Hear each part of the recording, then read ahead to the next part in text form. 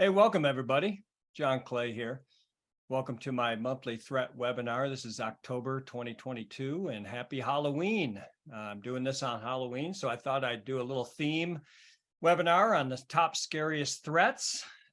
These are actually based on impact, what threats are most impactful to organizations. So I thought I'd wear my little hoodie. I'm sitting here in my basement office, so I feel like a kid in the basement with his hoodie on. A little scary thing. I apologize. They tell you in speaker training never to apologize, but I'm going to first up front apologize a little bit. I tried to do a little cheeky way of explaining these threats to you. Obviously, I want to take them serious, but also it's Halloween, so we kind of have some fun with this webinar. And just a little housekeeping. If you have any questions, feel free to put them in the Q&A. I will, or the chat option. I'll try to take those at the end, and feel free to ask me any questions you want. I'll try to answer those. If I don't, I will try to get back to you afterwards. So let's kind of get started here. The top scariest threats. Now, these are not numbered top to bottom. I just kind of randomly put these in numbered order. So we'll go from there. So the first one, the insidious insiders. Insider threats. Yeah, this is obviously, as an organization, when you do get hit with an insider attack, it's the one, they're very difficult to defend against, because these are people you trust. You know, they work with you. We actually had an insider attack recently, not recently, a couple of years ago. We had an employee who ended up selling some data that he had taken and sold it to some scammers out there. And unfortunately, some of our customers were had to deal with some scams that were launched against them. And again, it's very difficult. We trusted this person. They had access to the data. So they were able to take that data at any time. And we've tried to put some things in place, but again, even if you encrypt the stuff, if the person has access to the encryption and they can get access to the data, they can always screenshot it, take a picture with their camera, whatever it might be. So let's talk a little bit about why insider attacks. We saw in 21, over 6,800 annual insider-led cybersecurity incident. This comes from Ponemon. Ponemon does a lot of surveys out there, so they surveyed globally organizations that had to deal with insider attacks, and these are some of the stats that they came out with. 85 days was the average time to contact or contain an insider incident. So a couple of months you're dealing with. And the average insider threat incident cost was over almost $650,000. So pretty impactful for an organization, obviously. Let's definition of an insider is a current or former employee, contractor, or business partner that accidentally misuses or maliciously abuses their access to negatively affect the confidentiality, integrity, and availability of the organization's information or information system. So as I mentioned, we had an employee that maliciously abused their access and negatively affected our confidentiality and integrity.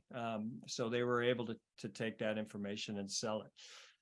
So when you look at the different types of insiders, right, in that definition, it said accidentally or maliciously. So there are accidental insiders. These are people that make careless mistakes that may inadvertently cause a security breach. We call those the pawns. You also have the goof, which is the negligent insider. They have no malicious intents, but ignore security protocols for convenience, right? I'm just going to take my work home for me. I'm not going to encrypt it. I'm going to put it on a laptop and take it home, or put it on my phone, take it out, not following process. And then the imposter. These are the malicious insiders who deliberately misuse access to sensitive corporate information for personal gain. And when you look at malicious insiders, there's really two. There's the lone wolf. I want payback, right? I'm not happy at the company. Maybe the company did something that I wasn't happy with. So they're disgruntled, right? They want to take revenge on the company. Then there's the collaborator, right? I want to be paid. These are inside agents, professional insiders. We've seen where these criminal groups, they'll get somebody even hired into the organization to act like they're an employee and do the, they'll do the job. They'll do tech support. They come in and then they misuse their access, obviously, to take advantage of it. We've also seen with ransomware groups these days, hiring insiders to take a cut of the ransom by giving initial access to the organization, or helping with the attack, helping with lateral movement, whatever it might be. So these are malicious insiders. Now, which ones cause the most damage, right? So it's an interesting question. We actually have the answer based on some of that information that we got from Ponyman. Malicious insiders cause about 26% of security incidents at a higher cost. The negligent insider, though, is the root cause of about 56%. So these two, you want to think about negligent insiders are probably a bigger concern for you than the malicious insiders. But if you think about the pawn, these are the accidental insiders who make careless mistakes, that like a credential theft, right? They accidentally type in their credentials when a pop-up screen comes in, and so the actors gain access to the organization or to their computer. And that credential theft costs an average of about $800,000 per incident. So obviously, the accidental insider is one that you need to think about and try to limit how those accidents can be contained. So how does a malicious insider attack? First, they identify weak links and attain employee credentials. They exploit, usually escalating account privileges and acquire to secure assets. So somebody who can exploit and get access to a customer database, for example, in the one we had to deal with. But also, like I said, with a ransomware attack, it could be somebody helping them with the exfiltration process first of data, or it could be them helping them with the initial access. Steal intellectual property, trade secrets, sensitive data. Again, this is where they want to steal some of that data and then profit from it. They also may sabotage, alter, corrupt, delete company information, maybe to hide their tracks.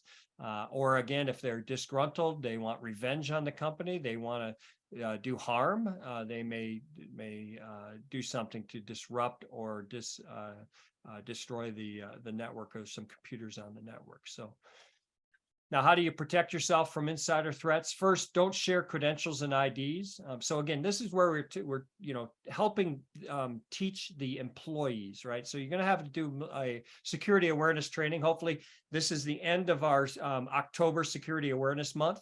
Hopefully, you all did a security awareness training with your employees. We actually went through that process ourselves, and in fact, one of the online learning classes was about insiders. So a number of these slides that I'm sharing today came from that. But don't share credentials or IDs. Don't overshare. So careful what you post online and in social media. Use a VPN to keep sensitive information internal, and follow the rules of least privilege. This is probably one of the big ones where some people may have more access than they should to certain databases, certain data, certain systems, et cetera. So really think about doing that. You also obviously got to monitor people's actions and what they do if you have the capability of monitoring what they're accessing. And again, if you see someone accessing a database or accessing areas of the network where they typically don't or shouldn't have access, then you may want to look at that as a potential insider act. Also, there's obviously, if you see something, say something. So teach your employees that if they see something a little bit squirrely from a colleague, maybe to do some identification there or alerting of IT so that they have some idea that somebody may be doing something different. But again, this is probably one of the toughest ones to deal with as an organization. So your impact can be much higher if it's an insider than if it's an external actor getting into your organization. All right, number two, the ghost of supply chains. So supply chains have been in the news quite a bit. A supply chain attack, also called value chain or third-party attack. I also call it a island hopping attack, where someone infiltrates your system through an outside partner or provider with access to your systems and data. So we saw a couple of examples of this. SolarWinds was a big one that we saw. We obviously saw the Kaseya attack recently, where they targeted the update process of the Kaseya software. We see that often. MSPs have been in the news, where they've infiltrated an MSP and then they use their access to their customers' systems and network to be able to infiltrate those organizations in that case. So supply chains are quite difficult at this point, mainly because there's not a lot of security, unfortunately, built around that unless you have some capability where you're monitoring your supply chain. For example, if Microsoft puts out an update and we all get that update, we trust that update. But if that update process got compromised, then everybody who gets that update could potentially be compromised. Obviously, the software vendors have to do more in terms of ensuring that their update process is secure. And so that's something that we're going to have to be looking at as well. But this is certainly a tactic that a lot of actors use to gain access to a lot of victims quickly. And that's where you see like an MSP, for example, being targeted quite often. If you think about, we actually did a survey recently with CISOs across the world, and some things that we saw: 79% think partners and customers make their organization a more attractive target.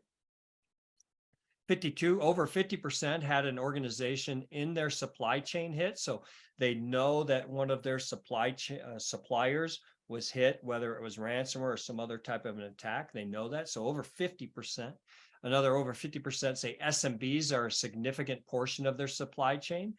We know that small and medium-sized businesses can struggle sometimes with security. They don't have the resources. They don't have the manpower. They may not have the financial capabilities to lock down or secure their environment more effectively than some of the larger organizations. 47% share knowledge about ransomware attacks with their suppliers. So if you get hit, do you share that information out to your suppliers who you have access? So you might, if you don't have that process in place, you may want to add that as part of your alert strategy. And then 67% of those hit by an attack in the past 3 years said their attackers contacted customers and or partners. And we're going to talk a little bit about that in one of the other threats, but that's quite a few as well that you see there. So definitely some supply chain challenges. When you look at the supply chain, this shows you in the dotted lines are external components of a DevOps lifecycle, and then the dark red is cyber attacks. So you can see here in the DevOps process. So as people are developing their software, or they're working on a supply chain with other vendors and other customers, you can see that we've seen attacks across a lot of different areas of the supply chain. So whether it's in the coding phase, the deployment phase, the operate and monitoring phase, and even in the testing phase. And so this is where anybody who is developing software or has customers with updates, you want to go through this process of analyzing all these different aspects of the supply chain and making sure that that is as secure as possible. One of the things that we definitely recommend is do an audit of your third parties in your supply chain providers, and look for those that have access to your network. And if they do have access, and they have to have access, that's where you need to start thinking about, how do we limit that? Maybe start adding some zero trust capabilities into those areas. Now, future supply chain mitigation. So first, identify, right? Determine who needs to be involved. So who inside your organization and within your suppliers, who are those people that need to be involved, because you need to get on the same page. Manage, develop your supply chain security policies and processes based on industry standards. So NIST has done some things recently with supply chain. So take a look at those recommendations. They're very good. Assessment. So understand your hardware, your software, your services, anything that has a supply chain, you want to be able to identify and assess. Then know what your supply chain looks like. Map it out to better understand what components you need to procure, right? Is it a software update? Do you have hardware devices that need hardware updates, firmware updates, that kind of stuff as well.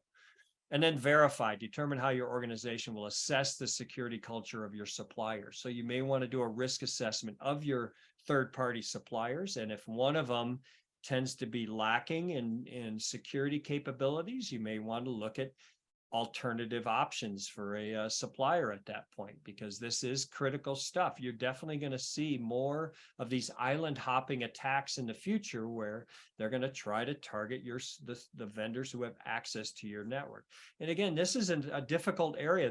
There could be a pretty good size impact if you get breached because someone else in your supply chain was used as a pawn in order to get access to your network. All right, and then lastly, evaluate, establish timeframes, systems, all the things you need to do to mitigate in the future some of your supply chain stuff. Another area you want to start thinking about is SBOMs, software bill of materials. We're all hearing about this new Open SSL vulnerability that's going to be disclosed tomorrow. And one of the things, obviously, that's an open source area, and a lot of people, what they're concerned about is not necessarily that they are using SSL inside. They want to know where they're using it and what products they're using that are also utilizing the Open SSL. So there's a lot of scrambling going on right now of everybody trying to identify, do I use Open SSL internally, and where do I use it? How do I use it, et cetera? Do I have the right version? Supposedly this one is only going to affect versions 3.0 and up, but a lot of people may be on the older versions 1.0 and even maybe 2.0. Supply chains certainly are going to be a challenge moving forward. So SBOMs can help you understand what is being used in your applications. All right, number 3, the 0 day of the dead. So 0 days. Yeah, we talk about 0 days. We're hearing about 0 days quite often. The good news is I think we're still going to see end days. So end days are vulnerabilities that have a patch, a public patch available. 0 days are vulnerabilities that there is no patch available for them. And so this is a difficult one to deal with, because again, if you have a patch, you can just simply patch your machines, and then that makes sure that anybody trying to exploit that vulnerability on your system or on your applications or operating systems, it won't work because the patch effectively blocks that. But when you have a 0 day out there, 0 days don't have any way to stop the exploit. So there's no exploit. I mean, there's no patch for those exploits, and that's why the impact of these can be pretty significant. And when they are utilized, typically we see a lot of systems being infected. WannaCry was a 0 day that was used years ago, and it was able to infect millions of computers out around along the internet until a patch was applied. But even when the patch was applied, a lot of people don't have the ability to patch. So the life cycle of an exploit in the underground. So there is an underground community out there where vulnerabilities are shared, exploits are bought and sold to criminal actors out there. 0 days themselves typically are very expensive. They tend to go from anywhere from $250,000 to millions of dollars, depending on the exploit. Our 0 day initiative regularly buys 0-day when they can. Mostly it's it's a 0-day when they purchase it, but then we work with the vendor to ensure that they get a patch out there. So you can see hackers develop an exploit, they sell or use that exploit.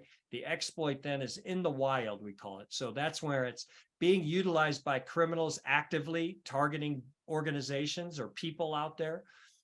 And there is no patch. So there's at some point, there's a public disclosure of that vulnerability, and then the vendor patches that vulnerability.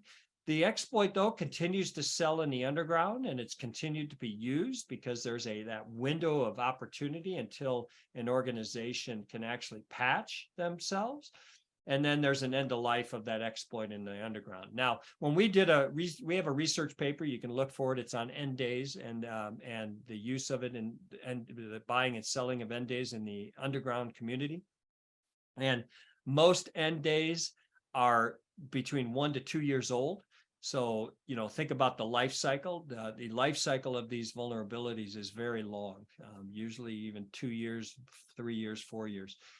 Last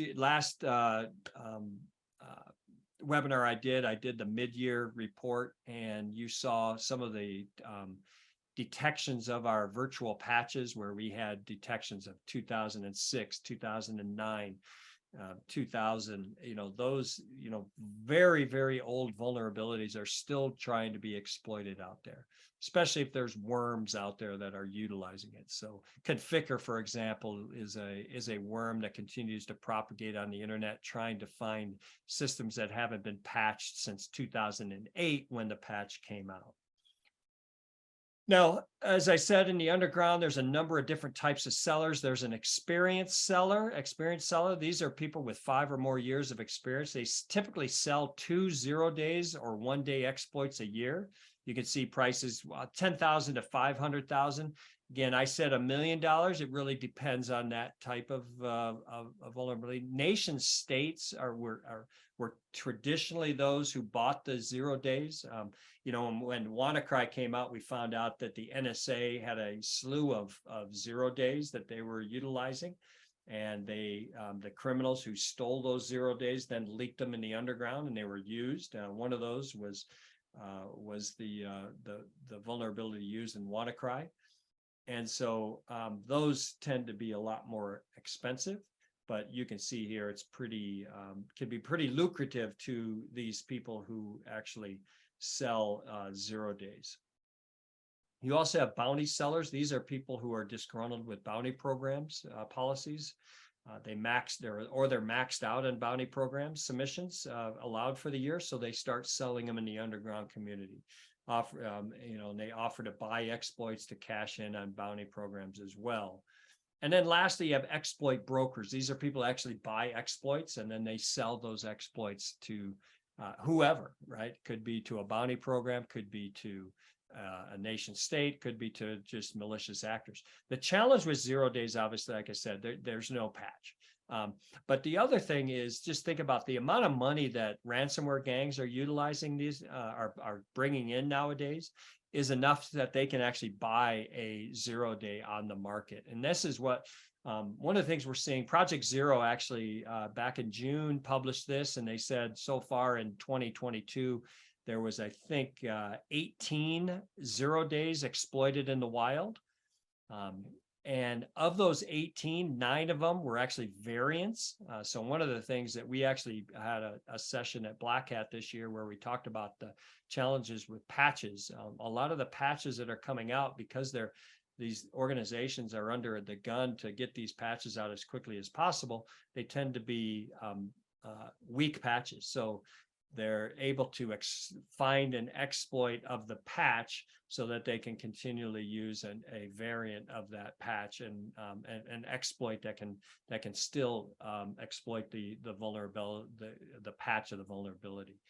So that's a challenge we're going to see moving forward. So when you think about patch management, certainly prioritization is paramount, right? So you need to prioritize. Last year, I think MITRE published 20,000 plus CVEs. Obviously, you can't patch 20,000 CVEs in a year. So what do you need to do is continuously conduct an exposure assessment of your systems to find past and present CVEs within your environment.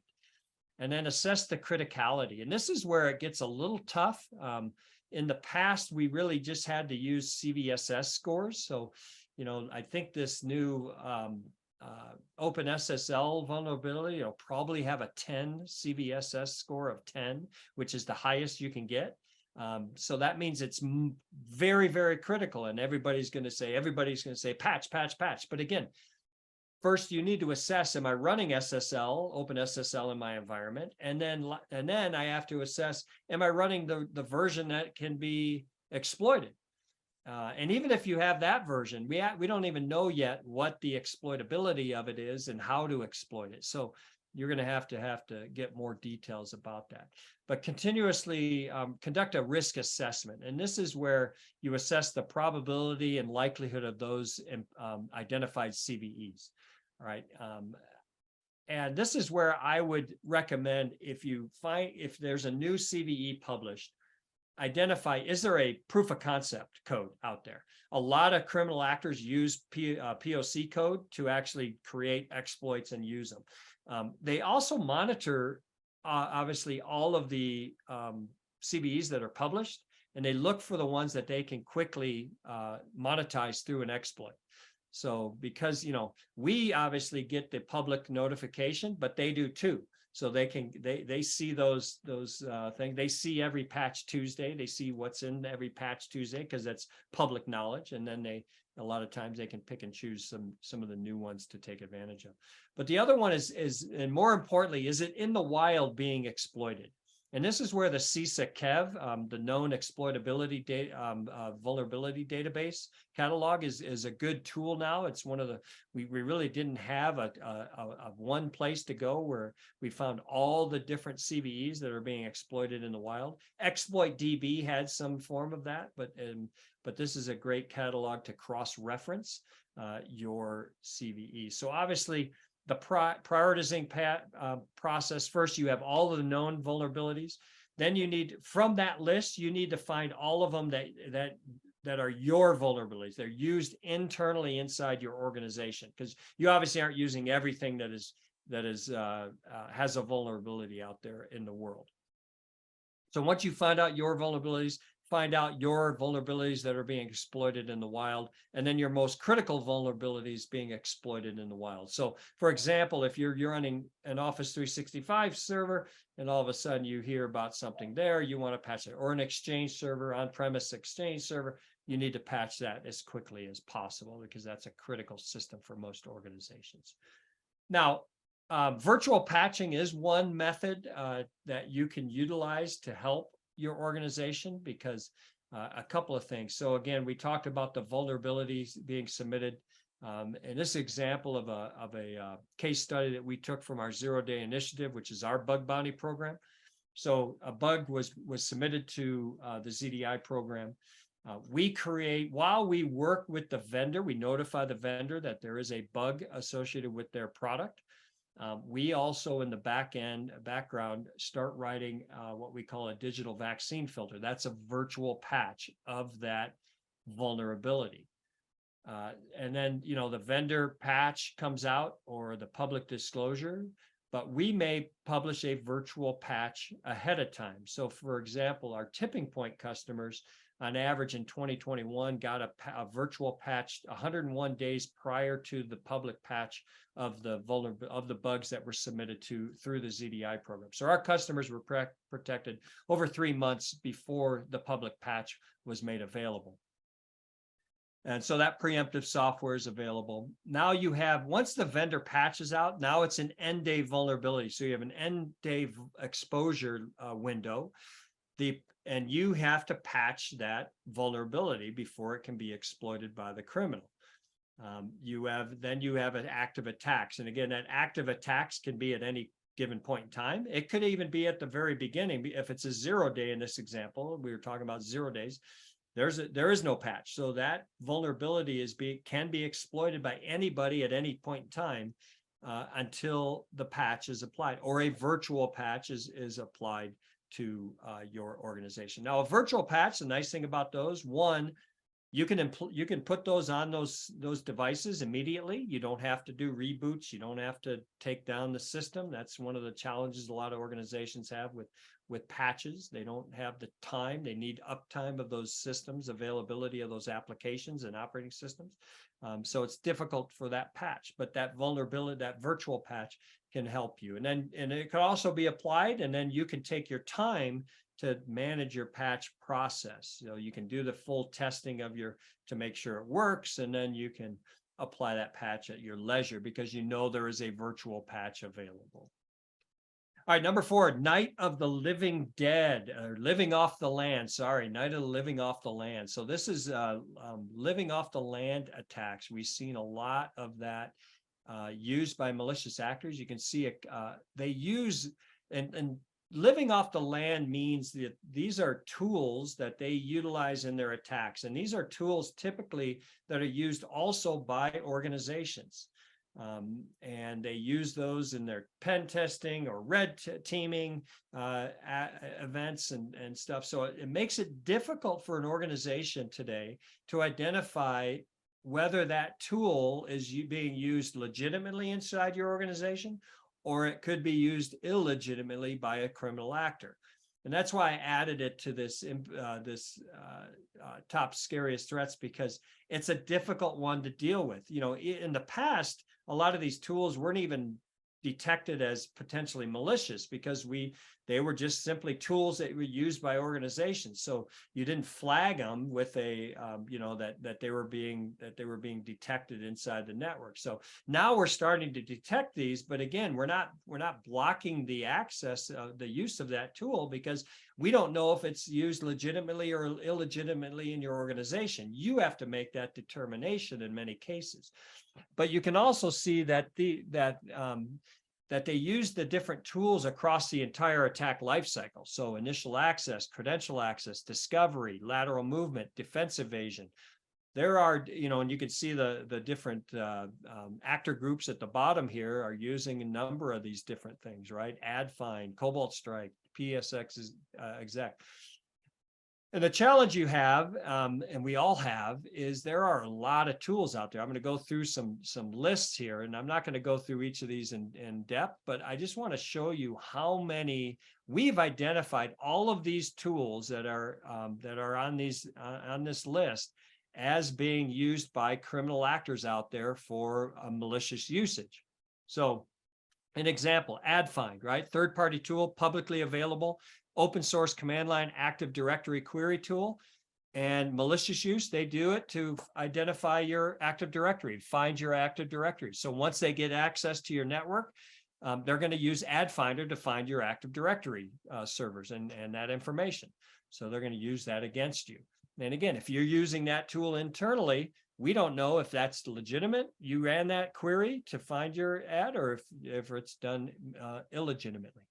So this is the first list. You can see I'm going in alphabetical order, but you see Cobalt Strike's another one that is used very often by criminal actors. But you can see FileZilla, you can see Gmer out there, ifconfig, IoT Blocker, Lasagne, you saw that in that first slide. Megasync, another one, big one. Mimikatz is a big one that we see often out there. They do credential access dumping and Kerber roasting with Mimikatz. It is open source. Let's see. PSExec is a big one. Obviously, many companies use PSExec, but the criminals also use it. Process Hacker is a big one. PowerShell, certainly PowerShell is a huge one that's being used illegitimately out there. Let's see, Responder, Rclone, Route. You can see it's just a big list. It's just lots and lots of tools that are being used illegitimately by these criminals. And that's why I added it to this list of scariest threats, because there's so many tools now. And there's one, Brute Ratel, or Ratel Brute, I can't remember the name. But anyway, that's a new one that's being used because Cobalt Strike is known, very well known to be misused. And so we're all detecting Cobalt Strike and a lot of the variants of Cobalt Strike pretty easily. So they're moving to Brute Retell, and because Brute Retell is another tool that's used internally for red teaming and stuff. And so a lot of companies may use that tool now. And so the criminal actors know that, and they're starting to use it to try to disguise themselves being in the network. So again, this is where it can be a very difficult one. So one of the things, though, again, this gives you an opportunity to do some early warning detections inside your organization. So if you detect some of these tools and you make the determination that this was not a legitimate use of that tool, now you probably know, hey, I've got an actor inside my organization, in my network. I need to start taking action. I need to start identifying what they did before and what maybe they're going to be doing in the future. And a lot of those capabilities, a lot of those tools you can see here, for example, a lot of the different ransomware groups that are using some of these tools out there, and we can maybe identify and block the future access or future attacks that are targeting my organization. All right, the last one I want to highlight, multiple personalities of extortion attacks. So I don't have a lot of slides here, which is good news for you. We're almost done. Again, if you have questions that you want to ask, put it in the Q&A or in the chat. I'd love to have answer any questions for you. But multiple personalities of extortion attacks. So one of the things, the threats that we're seeing more often now is multiple extortion. And so that's where a criminal actor group will get into your network, and they may do multiple attacks to extort your organization. And so this is an example of ransomware actor groups that we've seen do up to quadruple extortion. So the single extortion, that's where they will just encrypt your files, and they pop up the screen that says, hey, you've been ransomed, contact us. They usually have a chat, a private chat that they can get you into to discuss how much ransom you're going to pay and whether you're going to pay it, and then what the keys can be, the decryption keys if you do pay it. But single extortion is the first one. Then you have double extortion, where they will first exfiltrate data from you, and in hopes that if you decide not to pay the ransom, not to pay that first extortion fee, they will come back and say, all right, we stole a bunch of data. We have that data. We're going to sell it in the underground, or we're going to publish it online. If you don't want us to do that, then pay us the extortion fee for that. So that's double extortion. And we're starting to see also triple extortion, where they actually launched DDoS. We just published a new ransomware information about Black Cat. Black Cat's a new group that we've seen recently. Avidon was actually the first group to use DDoS. So what they would do is, if you don't pay the encryption fee, they may then DDoS your machines, give them not access, so you can't access the machines. Obviously, they're going to look for critical systems inside your organization that run your day-to-day operations or have access to critical data, and they'll DDoS those so you can't access. And then they'll come back and say, all right, you're going to, if you want get back access to those, we'll stop the DDoS attack if you pay us an extortion fee. So Avidon was the first one. Black Cat is another one that's using DDoS in their attacks as part of their ransomware attacks. And then quadruple extortion is one that we saw. Brian Krebs actually talked about this on his blog last year, I think it was, where you heard earlier where they actually are contacting your customers. So part of that exfiltration typically is customer information that you have. So they steal your customer information or your supplier information. And at that point, if you're not going to pay the extortion fee, the single extortion or the double extortion, they then contact your customers or your vendors, and they tell them, I was able to get your information through breaching your supplier or your customer, this other organization. you need to tell them to pay us the extortion fee. Otherwise, we're going to leak your data. So they're trying to get, your customers to put pressure on you to pay. So quadruple extortion. And the reason I put this on the list is, again, this is giving them a lot of different options as criminals to extort you as a business and extort money from you. And they're going to continue to find new ways to extort an organization. We may end up seeing, 5 ways of doing extortion or 6 ways. It's going to constantly change. So extortion, multiple extortion, it's like having multiple personalities. They're going to, start with one thing, go to the other. I've done a couple of talks on some ransomware negotiations we find. And one of the things we see is actually them going from being the nice guy to just becoming the bad guy. So that multiple personality, and we see that regularly. So they'll be really nice up front. They'll actually offer you some support and, hey, it's in your best interest. But if you don't pay, all of a sudden they turn really nasty and they start saying, well, we're going to try to we're going to put you out of business. Our goal is to put you out of business. The other thing I'm a little worried about moving forward is if you don't pay the extortion fees, then they could launch a destructive attack against your organization. They may drop wiper data on you. So just be aware that obviously we don't recommend you paying any extortion. We don't recommend that you pay these criminals because that just propagates the problem.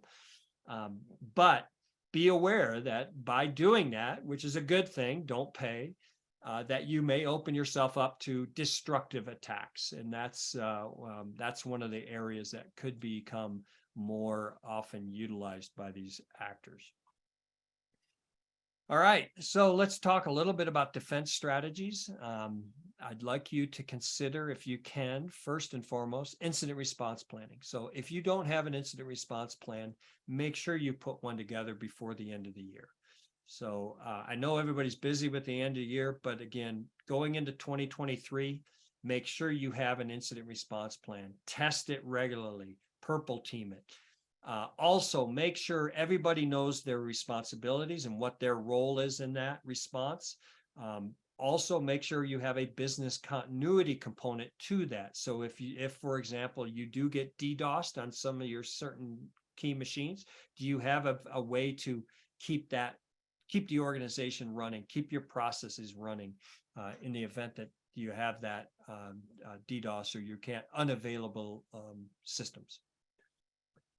Start looking at some attack surface discovery and management capabilities. This is a big area that's starting to get talked about. Zero trust is another area that we're talking a lot about, but attack surfaces, you need to understand your attack surface. If you don't know something's there, how do you protect it? If you don't know an IP is open to the internet, how can you protect it? So start doing more attack surface discovery, both external attack surface discovery and your internal attack discovery. And then once you discover that, now start assessing the risks associated with those devices or those accounts, whatever it might be, and that gets into the management side. Monitor your logs. Logs can give you a lot of good information if you have the right people looking at them, so who can identify areas of concern. Again, logs can tell you if a tool is utilized, and then you can identify if that tool was done legitimately or illegitimately. Harden your administrative and critical accounts. Again, credential theft is a big one that we see regularly. So multi-factor authentication, multi-factor verification, harden up those accounts as much as you possibly can. And then make sure you've enabled all of the advanced detection capabilities that you have access to. So here's where I also recommend, as part of your end of year strategy and what you're going to do at the end of year to get you going into 2023. Talk to your security vendors. You probably have multiple. We did a survey recently that said that most organizations, large organizations, have 21 security tools inside the organization. So that could be 21 different vendors for all I know. But you probably have a lot of vendors. But talk to your critical security vendor and make sure you have the latest versions of their software.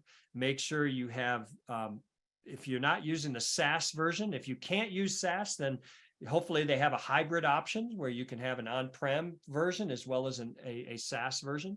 But if you can go to SaaS, I recommend definitely doing that, because again, those 0 days are different. Once they get patched, you need to get that patch out there as quickly as possible. And a SaaS operator will actually patch for you, so you don't have to deal with the patch. So make sure you do that. But talk to those. And then lastly, the vendor can also tell you if you have the advanced detection capabilities that they've been producing over the last several years enabled and working properly. So first, AI and ML, so artificial intelligence, machine learning, and behavior monitoring. This is key. This is, we have 30 plus applications of AI and ML across all of our different products. A lot of customers don't realize that. We've got it for all the different types of threats. We look at AI and ML as the first line of defense. That allows us to detect the threats without updates. It also can detect new variants of the attack or the threat. So make sure AI and ML and behavior monitoring is enabled. Vulnerability shielding or virtual patching, I mentioned, that's a key one that can help you in that process. Spear phishing protection. So your messaging layer, again, email is still going to be a big one that's going to be targeted by criminals. So make sure if you're running Office 365, for example, obviously Microsoft has their native controls, but we've seen a lot of our customers of our cloud app security have that second layer of defense, and we're detecting millions and millions of threats: business email compromise, ransomware, phishing, spear phishing, whaling, with a lot of the technology that we've implemented to detect a lot of this phishing and spear phishing and BEC stuff. Command and control traffic detection. Again, these attacks always are going to have a command and control infrastructure. Start monitoring that command and control. We have people on in our research group that all they do is look for command and control infrastructure and detect it, block it, whatever it might be.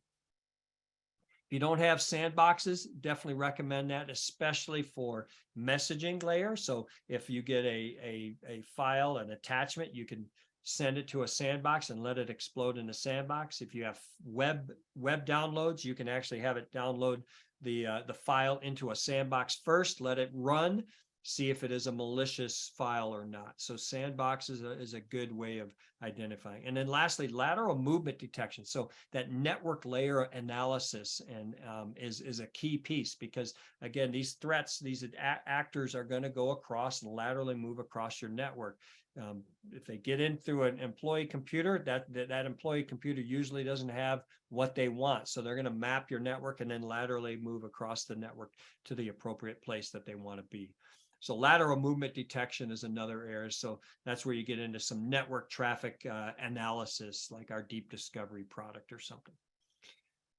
So TrendMicro One, our unified security platform, I'm not going to go into it. You can talk to us about that if you want. We've been around long time. I've been at Trend for 26 years. One thing I'll tell you, the threat actors are going to constantly change.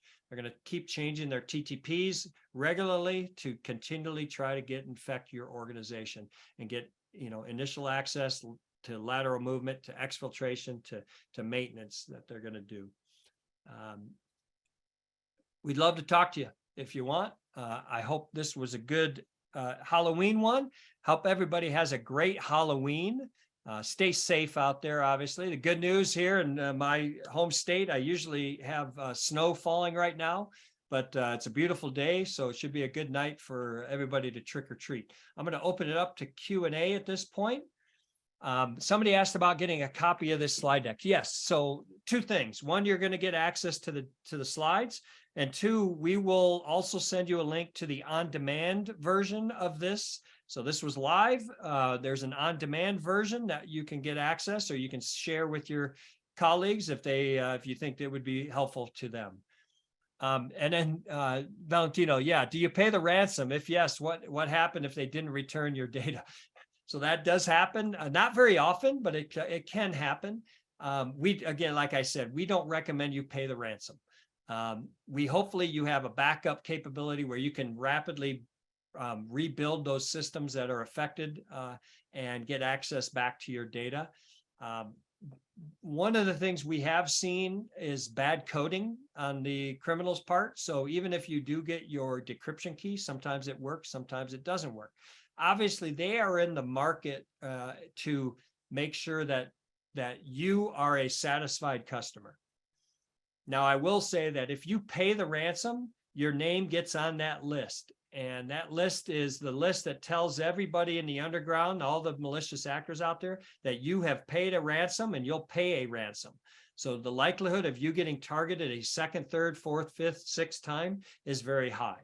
Now, I'll share one story. I was talking to a guy who they ended up getting ransomed. They paid the ransom. And so they got the decryption key. The decryption key was able to work. They were able to get back all of their data. Their machines came back. The next day, they got ransomed again. Same group. He contacted them because they have a support, chat, and he said, "Hey, I just paid your ransom, and you're targeting me again." And they said, as a good business would, they say, "Oh, here's the decryption key for free, since you paid the last one." So I don't know if they're all going to do that for you, but just understand that payment means you're willing to pay, and that, if you get targeted again, you're more than likely going to pay again. How would you describe the patch/virtual patch? Is it a code? So it is actually a rule that goes into an IPS product. So this is through IPS technology. IDS, IPS.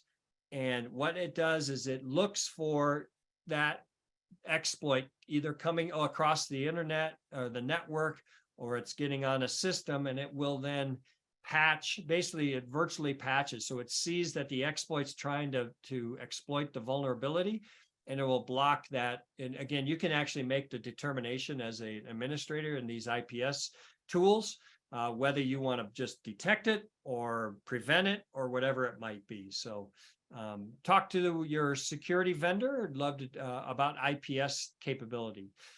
We are very proud of our vulnerability research, whether it's through our zero-day initiative or even our group that does post-exploitation. So they take a look at a lot of the critical vulnerabilities, and they actually do their own analysis, and they develop IPS rules, and we sell those rules to others out there. And so to prevent those virtual and use those virtual patches. Asking about hackers using AI and ML for breaches. How are you going to protect your company from getting a hack?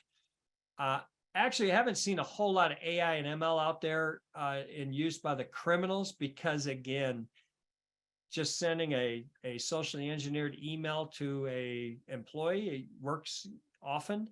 So why invest in technology that requires you to hire somebody who's very expensive to code AI and ML? Now, in the future, we may see more of that as defenses get better and better. But today, the use of AI and ML is pretty low. Because again, the traditional stuff works very easily in most cases. But yeah, that is something we are looking at. Quantum computing is another area that we are looking at that could become a problem for people out there. I think that's all I had for questions at this point. Thanks you everybody for attending. Again, you will receive a copy of the slides as well as a link to the on-demand version. I'll be back next month, although it is it's November, right? It'll be probably the last week of November with another topic. So I've been doing these for 7+ years. I'm going to continue to do these for people, and hopefully everybody enjoys those. So tell your friends. Again, I apologize for the cheeky labels I put on there, so don't dislike me. Don't put a little down arrow on it when this hits YouTube, but I'll be back next month for another one. So everybody have a great day. Have a very enjoyable Halloween and stay safe. Talk to you soon. Bye-bye.